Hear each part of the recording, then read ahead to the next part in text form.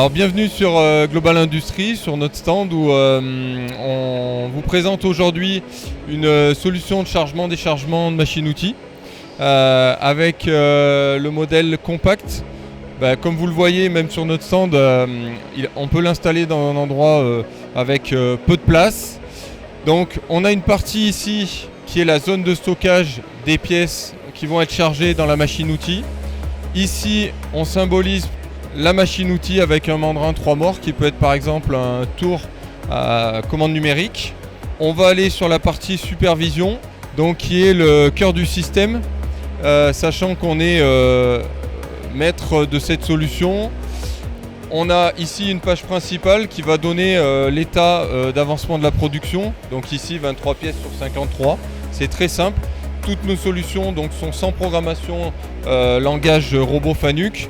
Donc je vais vous montrer la programmation en quelques minutes. Hop, éditer. Voilà, il suffit de répondre à des questions. C'est du conversationnel, la référence de la série, le nom de la série. Il y a un prenseur qui est déjà établi, un choix de grille. Donc chez nous, vous pouvez choisir vos grilles, vous pouvez même en créer. Je fais suivant et je vais donc répondre à des questions. Diamètre de la pièce, suivant. Je choisis, est-ce que je vais travailler sur une barre ou sur une bague. Donc le système va poser des questions différentes en fonction, il s'adapte. J'ai une longueur de prise qui est à remplir, une longueur de mort, une longueur de sortie. Je continue, on va retrouver ici la broche machine qui est symbolisée avec longueur de broche, longueur des morts, longueur de sortie. C'est ce que fait aujourd'hui l'opérateur régleur lorsqu'il il prépare sa machine, hein. Il n'y a rien de plus. On continue. La partie déchargement de la machine, on repose les questions parce que vous avez très bien pu dresser la face de votre pièce. Donc la pièce peut être plus courte. Et ensuite, vous avez peut-être commencé avec un axe, c'est devenu une bague. Donc pareil, longueur de prise de la bague. Et je valide. Donc là, je ne vais pas le faire pour des raisons de démonstration. Voilà, la programmation est terminée. Donc ça, c'est le cœur de la force de RoboProd, c'est la supervision qui est simple, intuitive, sans programmation robot. Donc si vous êtes usineur sur machine-outil, tournage, fraisage, rectification, c'est des solutions simples qui peuvent être mises en place. On est sur des délais qui sont assez courts, de 4 à 6 mois.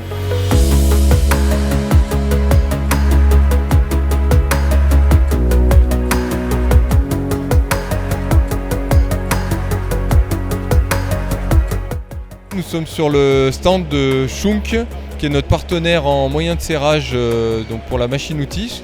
Donc, ce sont des systèmes que nous intégrons dans nos cellules robotisées. Je suis avec Michel Rougemont qui va vous expliquer le système RC2 qui peut être monté dans nos cellules. Oui, bonjour. Michel Rougemont, donc Schunk, nous on est fabricants, donc on a 2 casquettes d'accessoires de robots et d'accessoires de machine-outils. Donc nos 2 bureaux d'études se sont mis à travailler ensemble pour vraiment inventer, puisque ça fait l'objet d'un brevet, un nouveau système de chargement de centre d'usinage qui va venir se positionner entre ce qu'on appelle le chargement pièce à pièce et le chargement de palettes sur lequel on installe des moyens de serrage.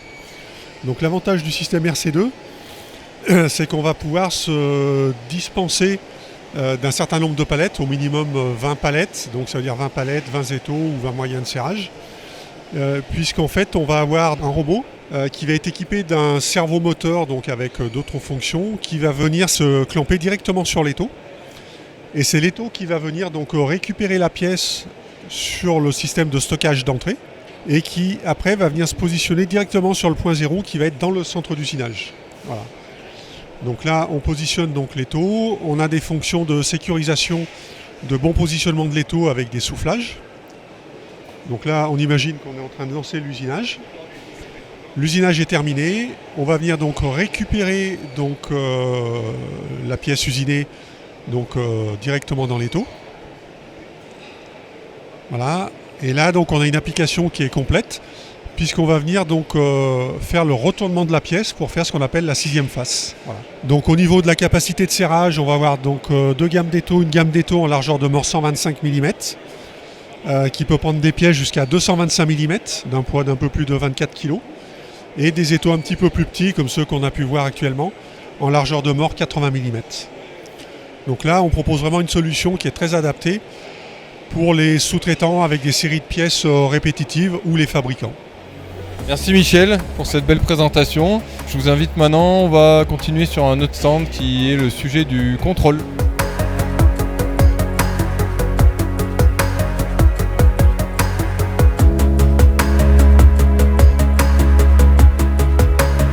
Donc voilà, on est sur le stand de Mitu Toyo sur Global Industries. Puis on va voir avec Florian Lyotard qui va vous présenter une application avec une machine tridimensionnelle plus le chargement automatique en robot.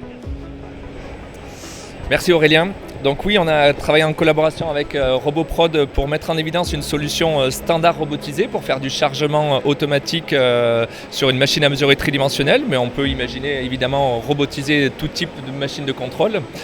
Le principal intérêt de la solution, c'est en effet d'automatiser le contrôle, mais surtout d'avoir une meilleure répétabilité, reproductibilité de la mesure, puisque on gère uniquement un seul posage de contrôle au niveau de la machine à mesurer tridimensionnelle, et donc beaucoup moins d'incertitudes de mesure par rapport à la précision souhaitée de nos clients.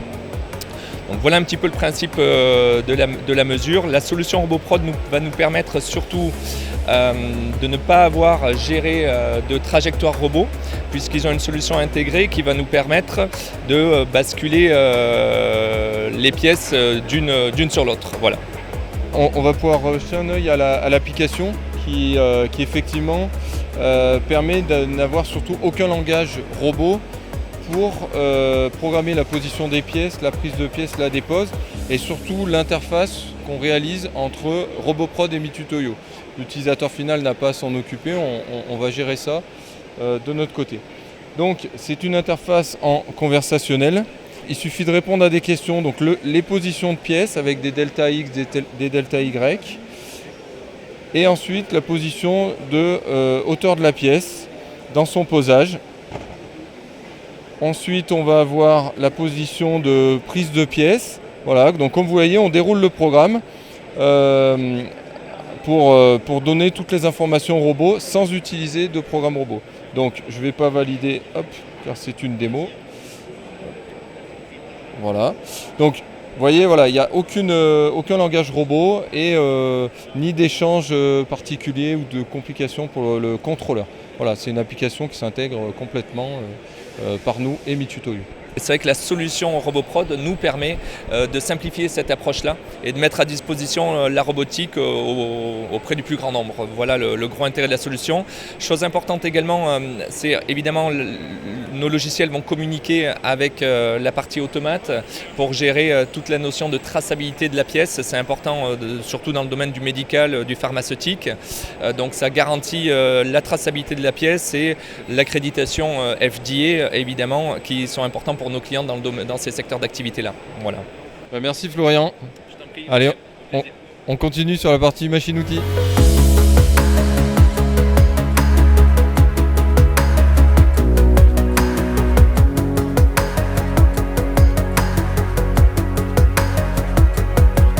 Donc voilà, on est sur le stand de Decip Machine-Outils sur Global Industries et Hervé Favre va vous présenter une solution globale, centre d'usinage plus robotisation. Oui, bonjour à tous. Comme tout le monde, on essaie de présenter les derniers produits et les dernières machines les plus performantes, mais il existe aujourd'hui quand même une problématique.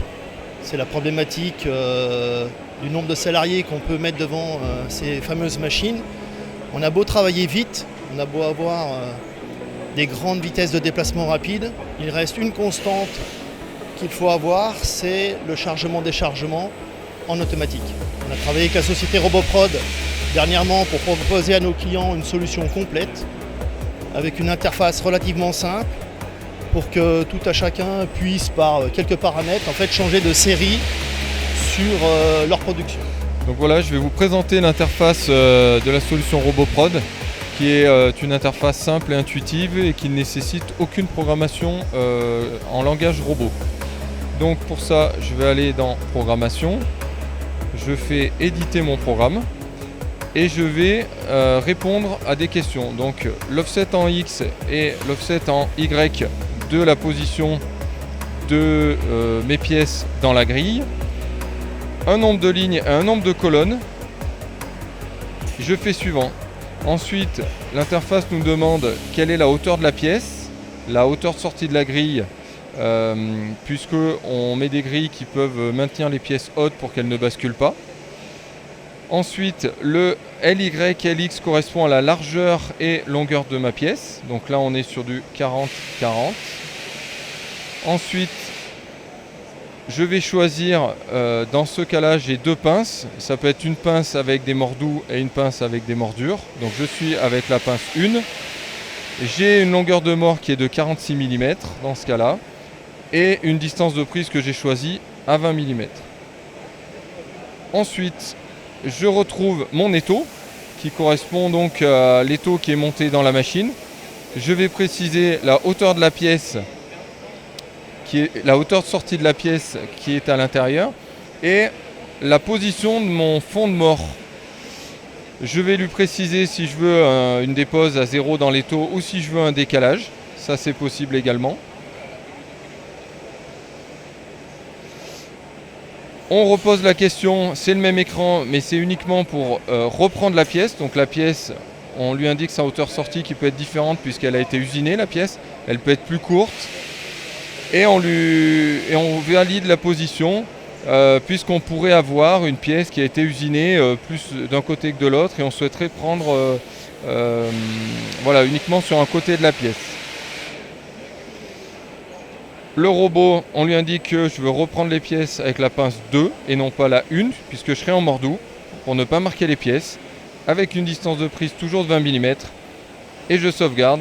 Ma programmation est terminée. Voilà, donc c'est vraiment quelque chose d'intuitif. Vous avez vu, on n'a pas parlé langage Fanuc en termes de programmation. Voilà, tout est intuitif. On peut refaire les origines du robot avec une petite procédure d'apprentissage. Voilà, c'est du pas à pas dans nos systèmes RoboProd.